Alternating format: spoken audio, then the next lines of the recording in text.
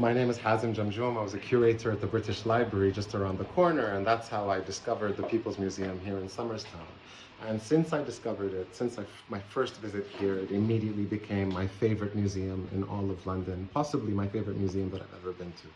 A space where the neighborhood, the community, we always talk about the community, the actual community came together to create a voice for themselves by telling their own story through this tiny space that packs more of a punch than you'll find in any of the other museums and almost any other space that you can visit, that tells all the aspects of this story, from the navvies in the 19th century to the celebrity authors and incredible people that used to live in this neighborhood, through to the theater groups and the disability rights groups and the migrant rights groups and the current migrants who live here.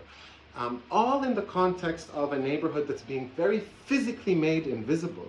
I was just explaining to my friend that you can walk around the main streets and all you see is the flash of the Crick and the British Museum and the Welcome Centre and the Knowledge Quarter.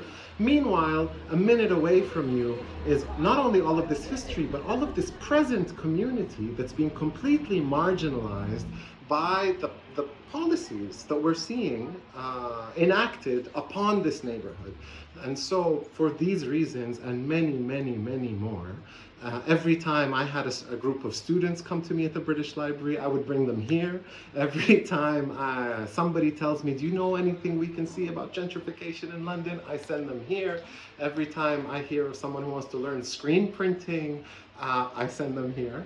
And anytime anybody asks me if I know any place where they can have a coffee in Somerstown, of course there are many places to have coffee in Somerstown now, but I send them here.